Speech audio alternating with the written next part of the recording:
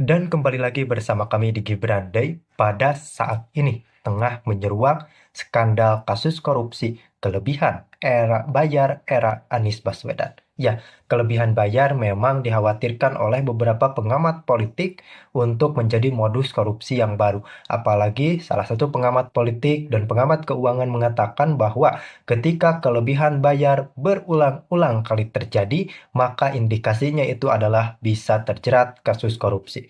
Dan faktanya Anies Baswedan sempat dimintai keterangan oleh KPK terkait kasus korupsi Formula E. Kita tahu bahwa Formula E kabarnya bahwa laporan laba ruginya sampai saat ini tidak keluar dan memang disinyalir itu menjadi ladang korupsi.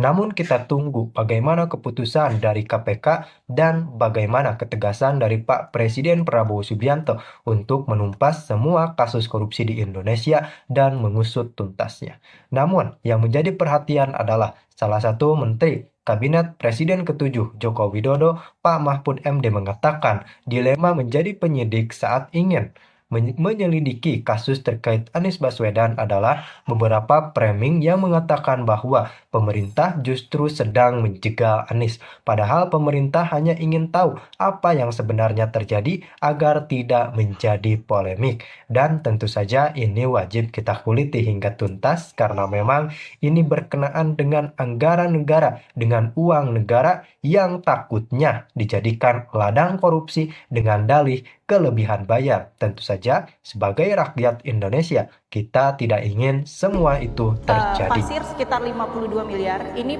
pengadaan untuk anak sekolah SD. Jadi saya juga nggak tahu fungsinya untuk apa. Terus di sini juga ada thinner sekitar 40 miliar dan helm proyek ada 34 miliar. Helm proyek Untuk alat peraga. untuk alat peraga Sekolah.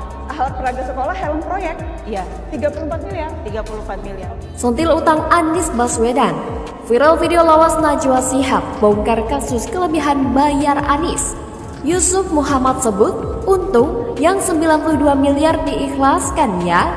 Ditulis oleh tim redaksi jurnal dikutip dari berbagai sumber. Kalau ada temuan, justru saatnya ini kita berteriak gitu. Kalau sudah disahkan, sudah diketok palu, itu sudah sangat telat kalau kita menemukan temuan. Digugat dulu oleh warganya baru kerja, mana ada orang baru kerja setelah digugat, itu gubernur. Halo, kembali berjumpa dengan suara Fani Bakri di channel Media 45. Tersibak sudah borok dan bobrok ex-gubernur DKI Jakarta Anies Baswedan ke muka publik. Belum reda isu utang pilkada yang menekuk muka Anies, lagi-lagi boroknya kelebihan bayar di masa jadi gubernur DKI Jakarta bongkar tuntas. Pegiat media sosial Yusuf Muhammad dengan nama akun @yusuf_dumdum kembali menyindir kabar utang baca pres Anies Baswedan. Pendukung Ganjar Pranowo itu mengomentari perbandingan harta dan utang tiga bakal capres 2024, Ganjar, Anies, dan Prabowo Subianto. Diketahui Prabowo mempunyai harta sebanyak 2,4 triliun rupiah dengan utang sebanyak 8 miliar rupiah. Sementara Anies menguat dugaan korupsi bansos era Anies Baswedan senilai 2,85 triliun. Pegiat media sosial, Rudy Valinka membocorkan dugaan korupsi bantuan sosial atau bansos milik pemerintah Provinsi DKI Jakarta tahun 2020 ketika masa kepemimpinan Gubernur Anies Baswedan. Berdasarkan temuan, dugaan korupsi itu mencapai 2,85 triliun rupiah. Temuan dugaan korupsi program Bansos Pemprov DKI tahun 2020 senilai Rp 2,85 triliun. Hasil audit forensik Ernst dan Young yang belum dibuka ke publik nih, kata Rudy dikutip dari Twitter pribadinya @Kurawa, Selasa, tanggal 10 Januari tahun 2023. Rudy mengatakan bahwa dugaan tersebut berawal dari info seorang pengungkap fakta yang mengabarkan adanya penimbunan beras bansos milik Perumda Pasar Jaya tahun anggaran 2020 yang masih tersimpan di gudang sewaan di Pulau Gadung. Pasar Jaya merupakan salah satu perusahaan BUMD yang dipilih Dinas Sosial DKI sebagai rekanan untuk menyalurkan bansos berupa paket sembako. Terkait hal itu, Pasar Jaya mendapat porsi senilai Rp 2,85 triliun. Tidak ada alasan spesifik mengapa Dinsos DKI memberikan porsi yang sangat besar kepada Pasar Jaya, apakah karena status perusahaan yang masih perusahaan umum sehingga lebih mudah utek administrasi cawe-cawenya, tuturnya. Setelah mendapatkan informasi lokasi gudang penyimpanan beras Bansos milik Perumda Pasar Jaya, Rudi langsung meluncur ke TKP lokasinya di kawasan industri Pulau Gadung, Jakarta Timur. Gue berhasil masuk ke dalam gudang penyimpanan beras Bansos untuk melihat kondisi beras milik warga DKI yang menurut info hanya di gudang ini aja sebanyak 1000 ton beras dalam bentuk paketan 5 kg. Ada tukang yang bekerja ditugasi melakukan mission impossible menyortir beras-beras busuk, tuturnya. Rudi memastikan bahwa 100% kondisi beras Bansos milik DKI ini rusak dan membusuk. Bahkan menurutnya beras tersebut sudah tidak layak untuk hewan sekalipun karena terdapat jamur berwarna kuning hingga menghitam. Ada beberapa hal yang beliau sampaikan pada kami, tapi yang utamanya adalah beliau meminta untuk kejaksaan melakukan pendampingan agar di dalam pelaksanaan kegiatan pembangunan khususnya Jakarta tidak ada hal-hal yang akan bertentangan dengan peraturan perundang-undangan. Dan untuk lengkapnya silakan mungkin Pak Gubernur untuk menyampaikan. Assalamualaikum warahmatullahi wabarakatuh. Bapak Jaksa Agung dan seluruh jajaran yang hadir, Bapak Ibu saudara-saudara sekalian, hari ini saya dalam tim yang cukup lengkap bersama Bapak Wagub dan Pak Sekda serta asisten pemerintahan dan asisten Pak Michael menghadap bersilaturahmi dengan Bapak Jaksa Agung yang pada intinya tentunya memperkenalkan diri. Walaupun saya sudah bekerja bersama-sama beliau selama 5 tahun termasuk dengan para jam yang ada, tetapi kami memang bersilaturahmi dan memperkenalkan diri. Yang kedua, secara khusus saya memohon kepada Kejaksaan Agung untuk mendampingi Jakarta di dalam berkontribusi untuk membangun bangsa ini. Karena Jakarta bagaimanapun sekarang ini menjadi pusat perekonomian global dan menjadi epicentrum ekonomi Indonesia. Jakarta memberikan kontribusi terbesar dibandingkan dengan daerah-daerah lain. 11% dari PDB, APBD-nya lebih dari 91 triliun. Tentunya kami memerlukan pendampingan supaya di dalam keputusannya di kemudian hari tidak ada ruang lubang bagi siapapun yang ingin memanfaatkan itu. Bahkan di awal sebagai laporan juga kepada Bapak Jaksa Agung, kami telah dan akan mengadakan audit yang ada supaya nanti pemerintahannya betul-betul bisa berjalan dengan baik. Dan kami bersyukur Bapak Jaksa Agung menyambut dengan sangat baik dan beliau berkenan untuk melakukan pendampingan. Tetapi benar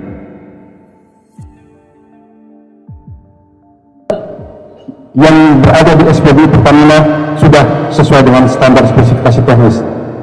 Tentunya Pertamina kami akan terus memperbaiki diri, kami juga akan terus berusaha aktivitas lainnya. Untuk itu salah satu fokus yang utama yaitu kami menjamin pelayanan dan distribusi energi dapat berlangsung dengan baik dan energi dapat tersedia di seluruh wilayah Indonesia agar supaya masyarakat dapat terlayani dengan baik. Demikian yang dapat kami sampaikan. Sekali surveyor dari Surveyor Indonesia dan TIF Railman Indonesia mungkin dapat memberikan Bapak Sekurian yang rekan-rekan wartawan. Assalamualaikum warahmatullahi wabarakatuh.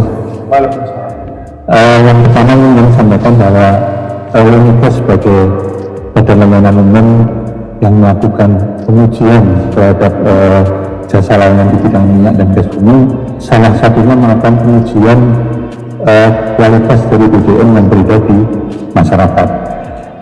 Yang kedua, kami melakukan pengujian BBM yang ada di masyarakat berdasarkan sebagai bagian dari pengawasan mutu BBM oleh Dijenigas, spesifikasinya memenuhi sesuai ketentuan yang ditetapkan di pemerintah dalam ini di Dijenigas.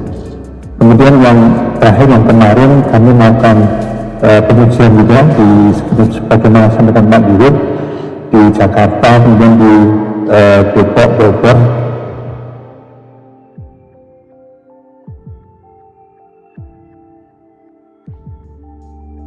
termasuk Tangsel dan Bintang.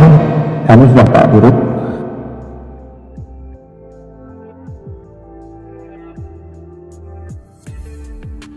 Assalamualaikum warahmatullahi wabarakatuh, rekan-rekan semua. Pada tanggal 5 Maret 2025 kemarin, PT Surveyor Indonesia sebagai independent surveyor diundang oleh Pertamina Persero untuk melakukan sampling uji terhadap 3 parameter terkait dengan densitas, temperatur, dan warna untuk Pertalite, Pertamax, dan Pertamax Turbo di 2 SPBU. Dari hasil pengujian yang dilaksanakan terhadap 3 parameter tersebut, hasilnya masih dalam rentang batasan mutu sesuai dengan peraturan Dirjen Migas yang terkait, ya, nomor 0486 dan nomor 110. Mungkin demikian keterangan dari kami. Assalamualaikum warahmatullahi wabarakatuh. Jadi, monggo. Jadi Itu dari itu. Iya. Silakan Pak. Terima kasih Bapak Jasagung dan jajaran yang saya hormati, Bapak Komut, Bapak Dirut beserta jajaran yang saya hormati.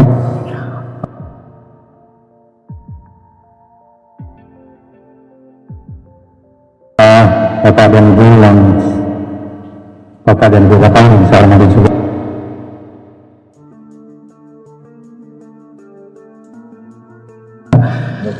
Kami PT Penerangan Indonesia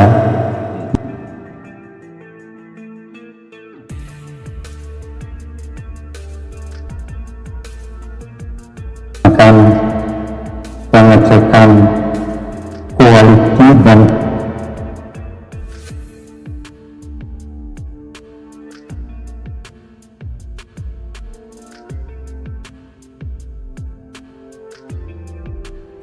quantity. Untuk aspek quality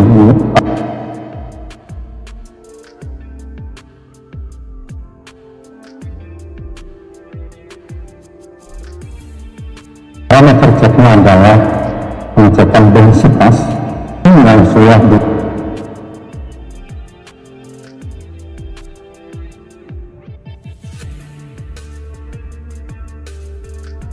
ditetapkan oleh Pertamina, sudah masuk ke toleransi.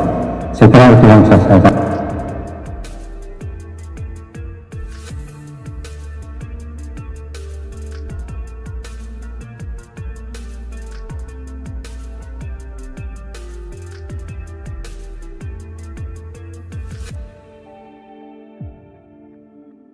Terima kasih atas waktunya.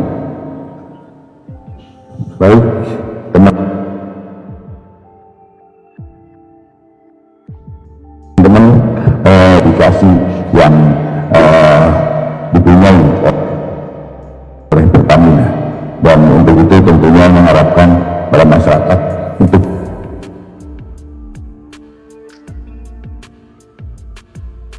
jangan ragu lagi menggunakan bahan bakar milik Pertamina. Kemudian apabila ada teman-teman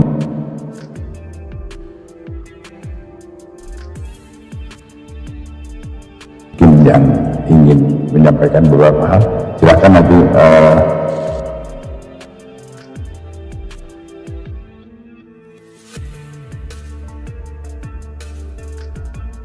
Pak Kapuspen mungkin Pak Kapuspen untuk di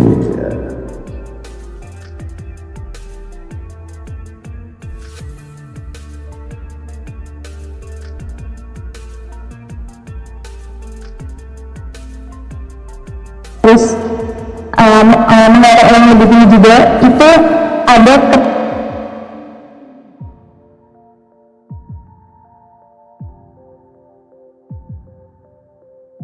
terkaitan dengan Pertamina Pusat. Misalnya dalam proyek itu apakah perlu persetujuan juga?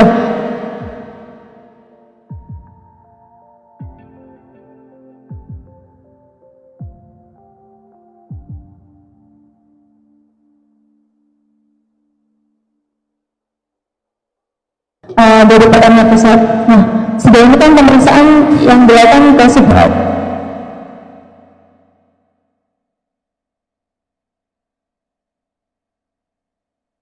mengangkut